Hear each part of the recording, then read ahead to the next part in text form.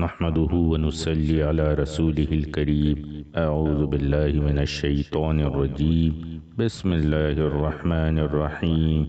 رب اشرح لي صدري ويسر لي أمري واحلل عقدة من لساني يفقهوا قولي يا أيها الذين آمنوا كتب عليكم الصيام كما كتب على الذين من قبلكم لعلكم تتقون۔ رمضان کے مہینے کا پہلا عشرہ یہ رحمت ہے، اور دوسرا عشرہ مغفرت ہے، اور تیسرا عشرہ آگ سے خلاصی ہے، یعنی جہنم سے خلاصی ہے۔ رمضان المبارک کے بابرکت مہینے میں اللہ پاک نے اپنے ایمان والے بندوں اور ایمان والی بندیوں کے لیے پہلے عشرے کو جو رحمت قرار کر دیا ہے، یہ اتنی بڑی فضیلت ہے، اور یہ اللہ کے ہر قسم کے خزانوں سے بے انتہا وصول، جتنا کہ انسان چاہے، ہر ایمان والا مرد اور ایمان والی عورت جو رمضان کے جتنے بھی اللہ پاک کی طرف سے رمضان المبارک کے مہینے کی برکت سے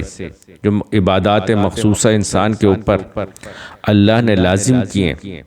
اور جن منکرات سے بچنے کا حکم دیا ہے، ان کو بجا لاتے ہوئے اللہ سے اس رحمت کے عشرے میں، جو کہ پہلا عشرہ ہے، جتنی بھی خیر چاہے وہ مانگ سکتا ہے۔ اب اگر ہم اس پہلے عشرے کے رحمت ہونے کو سمجھنا چاہیں تو دوسرا عشرہ مغفرت کا قرار دیا، تیسرا جہنم یا آگ سے عذاب سے خلاصی کا قرار دیا، جبکہ پہلے عشرے کو رحمت قرار دیا۔ اور اللہ کے خزانے میں جتنی بھی نعمتیں یہ محض اللہ کی رحمت ہی سے حاصل ہوتی ہیں، یعنی اللہ کی طرف سے جو ساری کی ساری نعمتوں کا انسان کے لیے ایمان والے، خصوصی طور پر یہاں پہ مذکور ہی ایمان والے ہیں، تو ایمان والے ہر مرد و زن پر جو اللہ کی نعمتوں کا نزول ہوتا ہے اور جو اللہ کی نعمتیں برستی ہیں، ان کی سب سے بڑی جو وجہ ہے ان نعمتوں کے انسان کی جانب برسنے کی یا عطا ہونے کی یا ان کے نزول کی، وہ اللہ کی رحمت ہے۔ اللہ پاک کی رحمت کے بغیر کوئی انسان مستحق ہی نہیں کہ کسی بھی قسم کی نعمت کا حقدار قرار پائے۔ تو جتنی بھی نعمتیں اللہ کی انسان کو اس دنیاوی زندگی میں اللہ پاک عطا کرتے ہیں، پھر موت کے وقت ایمان کی حالت میں موت کا آنا، کلمے کی حالت میں موت کا آنا، اور اچھی موت کا ملنا، جیسے کہ ہم قرآن میں بھی اللہ تعالیٰ کی طرف سے اس دعا کی تلقین کو دیکھتے ہیں۔ اعوذ باللہ من الشیطان الرجیم، بسم اللہ الرحمن الرحیم، ربنا فاغفر لنا ذنوبنا وکفر عنا سیئاتنا وتوفنا مع الابرار، کہ اللہ ہمارے مغفرت فرما دے، ہمارے سارے گناہوں کی بخشش فرما دیجئے، اور فاغفر لنا ذنوبنا وکفر عنا سیئاتنا، اور جتنے بھی ہمارے نامۂ اعمال میں ہمارے برے کردار، برے کرتوتوں کی وجہ سے گناہ موجود ہیں، ان کو مٹا دیجئے، اور وتوفنا مع الابرار، اور ہمیں موت دیجئے ابرار، اللہ کے جو خالص پاکیزہ بردبار بندے ہیں، ابرار جو ہیں، کیونکہ ان الابرار لفی علیین، قرآن میں اللہ پاک نے فرمایا ہے کہ ابرار جو عبادت گزار نیکوکار لوگ ہیں، جو اللہ کے یہاں منظور شدہ ہے جن کی عبادتیں، ان میں شامل فرما کے موت دیجیے۔ تو یہ جو اتنی بڑی فضیلت ہے ابرار ہونے کی، ان کے ساتھ موت دینا، یعنی کہ ابراروں میں شامل ہوں ہم، اللہ کے مقرب بندے جو ہیں، جو عبادت جن کی مقبول ہے، جن کی نیکوکاری پارسائی مقبول ہے اللہ کی بارگاہ میں، تو اس حال میں موت دینا یہ اللہ کی موت کے وقت سب سے بڑی رحمت ہوگی۔ اور اسی طرح مرنے کے بعد جتنے قبر میں، عالم برزخ میں، پھر حشر،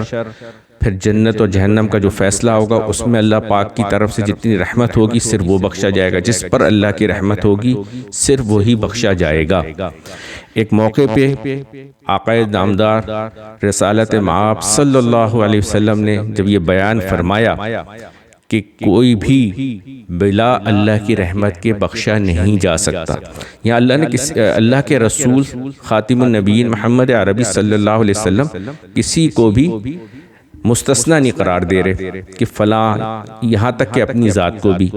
تو جب کسی کو بھی انہوں نے مستثنا نہیں کیا تو ایک صحابہ کے دل میں سوال آیا، ان میں سے ایک تھے جنہوں نے یہ ہمت کی اور یہ سوال کر لیا کہ یا رسول اللہ صلی اللہ علیہ وسلم، کیا آپ بھی، یعنی اللہ کی رحمت کے بغیر جو بخشش کسی کی بھی نہیں ہوگی،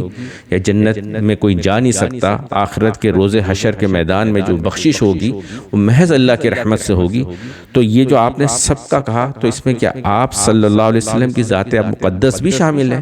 تو رسول اللہ صلی اللہ علیہ وسلم نے فرمایا ہاں میں بھی۔ یہ اتنی بڑی زبردست اللہ کی رحمت کا ہر شے پہ محیط، اللہ کی ہر نعمت پر محیط ہونا، یہاں تک کہ بخشش کے ذریعے ہمیشہ کی جنت میں جانا، یہ ساری کی ساری انسان جتنی بھی نعمتوں کا یعنی کہ ضرورت مند بھی ہے، اور اس کی انتہائی ضرورت بھی ہے، دنیا کی زندگی، موت کا وقت، مرنے کے بعد قبر، برزخ، عالم حشر، اور پھر آخرت کا ہمیشہ کا فیصلہ، یہ ساری کی ساری جو انسان کی حاجات ہیں، جتنی بھی ضروریات ہیں، ان کا محض اللہ کی رحمت ہی سے پورا ہونا، محض اللہ کی رحمت سے ہی ان ساری نعمتوں کا اللہ کے خزانے سے ملنا، یہ یقینی بات ہے۔ اور اس رمضان کے پہلے عشرے کو اللہ پاک نے رحمتوں والا عشرہ فرمایا۔ رحمتوں والے عشرے سے مراد یہ ہے کہ ہر ایمان والا مرد اور ہر ایمان والی عورت یہ بات سمجھ لے کہ رمضان کے مہینے میں اس پہلے عشرے کا اہتمام سب سے زیادہ بڑھ کر ہونا چاہیے، کیونکہ انسان اپنی پوری زندگی کی ساری ضروریات اور ساری نعمتیں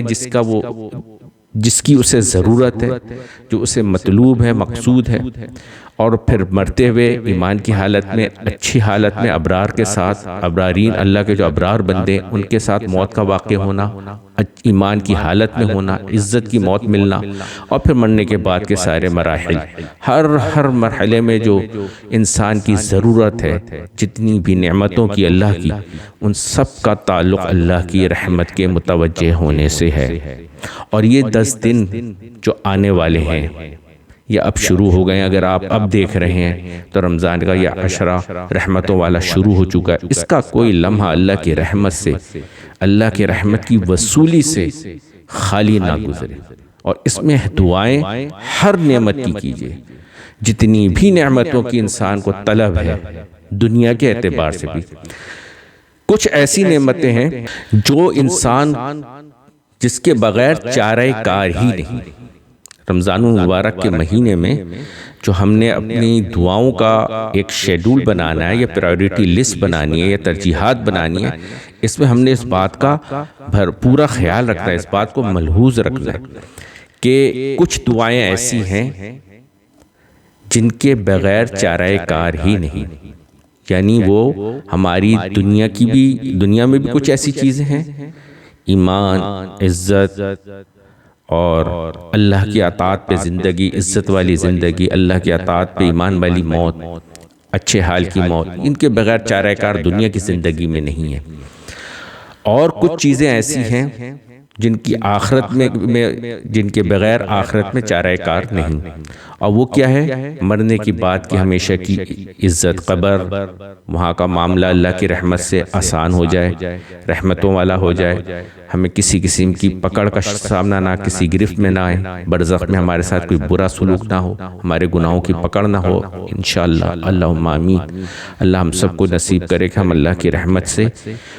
مرتے ہوئے بھی ایمان کی حالت میں ابراروں میں ہمارا شمار ہو، مرنے کے بعد بھی قبر میں، برزخ میں بھی اللہ کی رحمتیں ہم پر متوجہ رہیں، اور ہم کسی بھی قسم کے عذاب کا شکار نہ ہوں، اور پھر حشر میں بھی اللہ پاک ہمارے ساتھ کسی بھی قسم کا رسوائی والا معاملہ نہ فرمائے، اللہم آمین۔ اور ہماری حشر میں جو ہماری حساب کتاب ہوگا، جو باس پرس ہوگی، اس سے ہم اللہ پاک ہمیں بچا لے، باس پرس سے بچا لے، اور بلا حساب اللہ پاک ہمیں بخشش اپنی عنایت سے، اپنی رحمت سے عطا فرما دے، اور ایسے ہی حشر کے بعد جنت میں ہمیشہ ہمیشہ کے لیے جنت الفردوس کے اعلیٰ ترین درجات سے ہمیں نواز دے۔ یہ ساری رحمتیں اللہ پاک کی ہمیں، یہ ساری کی ساری نعمتیں اللہ پاک کی، اللہ کی رحمتوں کے طفیل حاصل ہوں گی۔ اور یہ جو پہلا عشرہ ہے، اس میں ہم ان ساری نعمتوں کے لیے، جیسے میں کہہ رہا تھا نا کہ ان کے بغیر چارہ کاری نہیں، یہ وہ نعمتیں میں گنا رہا ہوں جن کے بغیر چارہ کاری نہیں۔ ہر مرحلے پہ یہ ساری نعمتوں کا اللہ کی رحمت سے مل جانا یہ ہمارے لیے انتہائی لازم ہے، اس کے بغیر ہمیں چارہ کار نہیں۔ تو ایک دعاؤں کا تو پورشن اس کے لیے خصوصی رکھنا ہے کہ یہ ساری رحمتیں ہماری یقینی طور پہ ہمیں نصیب ہو جائیں۔ اور پھر کچھ انسان ہونے کی، بشر ہونے کی حیثیت سے، مرد ہوں یا عورت ہوں، مرد و زن دونوں کو دنیا کی زندگی کے حساب سے بھی انسان کو خصوصی طور پہ کچھ نعمتوں کا نعمتیں بہت زیادہ خصوصیت کے طور پہ چاہیے ہوتی ہیں۔ مثال کے طور پہ رزق کی آسانی، حالات، عزت والی زندگی، اور پھر جن کے جو شعبے ہیں ان شعبوں میں جو ان کی کامیابیاں ہو سکتی ہیں۔ طالب علم ہے تو طالب علمی کی جو ان کی زندگی ہے وہ ان کی کامیاب ترین زندگی ہو، سکسیس انہیں ملے، کسی بھی قسم کی کوئی رکاوٹ نہ آئے، کامیابیوں کی سیڑھی یہاں چڑھتے چلے جائیں۔ یہ ایک طالب علم ہے۔ تاجر ہیں تو تجارت میں نفع فائدہ زیادہ سے زیادہ اللہ پاک اپنی رحمت سے حلال اور پاکیزہ نفع عطا فرمائے۔ اسی طرح دنیا کی زندگی کا پرسکون ہونا، شادی شدہ زندگی ہے جن کی، ان کا پرسکون ہونا، اور بے شمار ہر قدم پہ نعمتیں ہیں دنیا کی جن کا انسان طالب ہوتا ہے، جن کا انسان خواہش مند ہوتا ہے اور وہ اللہ سے طلب کرتا ہے۔ تو پہلے عشرے کا جو شیڈول بنا ہے، ایک تو ضروری جو ہے جو انسان کی پیدائش کا مقصد ہے، جو رحمت اللہ کی، جیسے میں نے پہلے عرض کیا کہ ایمان والی، عزت والی، ہدایت والی زندگی، ایمان والی موت اور آخرت کی ساری کامیابیاں، یہ تو وہ ہیں جن کے بغیر چارہ کار ہی نہیں۔ ان سے تو ہر حال میں اللہ سے رو کے مانگنا ہے اور خوب مانگنا ہے اللہ سے۔ اور اس کے ساتھ ساتھ وہ بھی چیزیں جو دنیا کی ضرورت کے حساب سے انسان کی بے انتہا انسان کے لیے اہمیت اختیار کر جاتی ہیں۔ ہر الگ الگ شعبوں میں زندگی گزارنے والے انسانوں کی الگ الگ خواہشات ہوتی ہیں، ضروریات ہوتی ہیں، جس میں سب سے بڑی ضرورت رزق کی تنگی کا نہ ہونا، عزت کے ساتھ حلال اور پاکیزہ رزق کا ملنا اور خوب وافر ملنا۔ تو پہلے عشرے کو اللہ نے بہت زیادہ اپنی خزانوں میں جو نعمتیں ہیں ان نعمتوں کو انسانوں، ایمان والے مردوں عورتوں کو نوازنے کے لیے، اپنے ایمان والے بندے اور بندیوں کو نوازنے کے لیے اللہ نے پہلے عشرے کو سب سے زیادہ اپنی رحمتوں کے لیے کھول دیا ہے۔ اپنے سارے خزانے نعمتوں کے، اپنی رحمت کے تو فعل ہی ملتے ہیں اور رحمت ہی والا عشرہ بنا دیا پہلا۔ تو جتنا ہم اللہ سے چاہیں گے اللہ کی رحمت مانگ سکتے ہیں اور خوب اللہ سے دعائیں کر سکتے ہیں۔ اس میں ہمیں صرف سب سے زیادہ جو اہمیت کے ساتھ جن چیزوں کا اہتمام کرنا ہے وہ ان فرائض اور ان ضروری مقصودہ عبادات مقصودہ جو اللہ نے رمضان کی وجہ سے ہم پر لازم کیا ہے۔ ان میں کیا ہے؟ پہلی چیز ہے 5 وقت کی نماز، روزہ اور قیام اللیل، جسے ہم تراویح کے طور پہ پڑھتے ہیں۔ تو ان کا اہتمام خصوصیت کے ساتھ کرنا ہے۔ ان میں کسی بھی قسم کی ہم جو ہے نا کوئی ایسی بہانہ یا ہیلا بہانے کی کوشش نہ کریں۔ اور یہ نفل نماز ہے، اس بارے میں ہم اچھی طرح جانتے ہیں، کسی کے نزدیک کم ہے، کسی کے نزدیک زیادہ ہے۔ تراویح کی نماز کوئی کہتا ہے کہ اتنی بھی رکعت، مگر بہترین یہ ہے کہ کیونکہ نفل ہے اور اس میں کوئی اختلاف نہیں کہ نفل جتنی بھی زیادہ پڑھی جا سکتی ہیں ان میں کوئی کسی بھی قسم کی قباحت ہے ہی نہیں۔ تو پوری کوشش ہر فرد کی ہو، اگرچہ اس کے نزدیک 8 رکعت بھی کافی ہو، کم رکعت سے بھی کام چلتا ہو، 20 رکعت روزانہ پوری پڑھے اور زیادہ سے زیادہ، کیونکہ ایک سجدے کے بدلے میں کئی سال کی عبادت کا ثواب مل رہا ہے۔ تو یہ ایسی، اور پھر نفل کو ویسے ہی فرض کے برابر کر دیا گیا۔ یہاں پر تو عبادت میں زیادتی اور سبقت کی کوشش ہونی چاہیے، نہ کہ اس میں بچنے کی کوئی کوشش ہو، ہماری اس میں کوئی کمی کی کوشش ہو۔ تو پوری کی پوری عبادات رمضان کو پوری طرح کیش کرنا ہے، پوری طرح حاصل کرنا ہے اس کی رحمتوں کو اللہ کی، اور اللہ کے خزانے سے بے انتہا وصول کرنا ہے۔ تو یہ جو ہے نا اس مہینے کو انشاءاللہ ہم اپنی دنیا کی بھی ساری خیر اور برکت کے حصول کے لیے انشاءاللہ ضرور بالضرور اس کو راضی کر کے، اس کی رحمت کو، اللہ رب العزت کی رحمت کو اپنی جانب مبذول کرا کے، متوجہ کرا کے، وہ سارے خزانوں سے اس کی وہ ساری نعمتیں جو ہماری طلب ہیں، جو ہماری ضرورت ہیں، جو ہمارے لیے بہتر ہیں، جن سے ہمیں دنیا اور آخرت کی ساری عزتیں، سلامتی، عافیت، سکون، راحت اور صحت اور تندرستی والی زندگی حاصل ہو، نعمتوں سے، رزق کی کشادگی سے، رزق کی فراوانی سے خوب مالا مال زندگی ہو، اس کی دعائیں اللہ سے کرنی ہیں اور خوب مانگنا ہے اللہ پاک سے، اور جو اس میں مخصوص اوقات ہیں ان کا بھی خصوصی خیال رکھنا ہے۔ اب سے پہلے آپ نے یہ سن رکھا ہوگا کہ جو بھی رمضان المبارک میں وقت افطار جو دعا کی جاتی ہے وہ قبول ہوتی ہے۔ اس وقت یعنی افطار کے وقت دو قسم کی چیزیں جمع ہو رہی ہوتی ہیں، دو قبولیت کی گھڑی ایک ہی وقت میں جمع ہو رہی ہوتی ہے افطار کے وقت رمضان المبارک میں۔ ایک افطار سے پہلے، اس وقت اللہ تعالیٰ کی طرف سے قبولیت کا موقع ہے کہ بندہ جو بھی دعا مانگے اللہ کا خصوصی کرم ہوتا ہے، اللہ کی رحمت متوجہ ہوتی ہے کہ پورے دن بندے نے اس اللہ کی رضا کی خاطر، اس کی خوشنودی کے حصول کے لیے اپنے آپ کو ہر جائز ضرورت سے بھی روکا ہوتا ہے، بشری ضرورت، کھانے کی، پینے کی، اور شادی شدہ ہے تو ازدواجی زندگی کی، یہ ساری چیزوں سے انسان اپنے آپ کو روکتا ہے محض اس وجہ سے کہ اللہ کی رضا اور خوشنودی حاصل ہو۔ تو اس کے بدلے میں افطار کے وقت اللہ کی اس رحمت ہم پوری طرح متوجہ ہوتی ہے اور جو بھی دعائیں کرے وہ قبول کرتے ہیں اللہ پاک۔ اسی کے ساتھ جیسے ہی افطار کرتا ہے اور وقت مغرب شروع ہوتا ہے اور اس کو افطار کی اجازت اللہ کی طرف سے ہوتی ہے اور اللہ کے رضا سے افطار کرتا ہے، ساتھ ہی مغرب کی اذان بھی ہو جاتی ہے، اور اذان سے لے کے مغرب کی نماز سے کھڑے ہونے تک یہ موقع اپنے طور پر ویسے ہی قبولیت کا وقت ہے اور بے انتہا قبولیت کا وقت ہے۔ تو ایک تو افطار سے پہلے بھی وقت قبولیت ہے، اس میں بھی دعا کرنی ہے، پھر ہم نے افطار کرنا ہے اور افطار پوری طرح سے کرنا ہے، پھر افطار کے بعد بھی مغرب کی نماز سے پہلے یہاں اس وقت کو بھی ہم نے ضائع نہیں ہونے دینا، اس میں بھی ہم اللہ سے یہی ساری دعائیں جیسے دنیا اور آخرت میں اللہ کی رحمت کے خزانوں سے ساری نعمتوں کے وصولی کی خوب دعائیں کریں، خصوصاً وہ نعمتیں جو بشری اعتبار سے بھی ہماری ضرورت ہے ان کو بھی ہم مانگ سکتے ہیں، کیونکہ انسان بحیثیت بشر جس وقت اس کی جو ضروریات ہوتی ہیں، جو اس کی طرف متوجہ ہوتی ہیں، وہ بہت اہمیت رکھتی ہیں، اور ان کا مل جانا اس کو ایک ذہنی سکون اور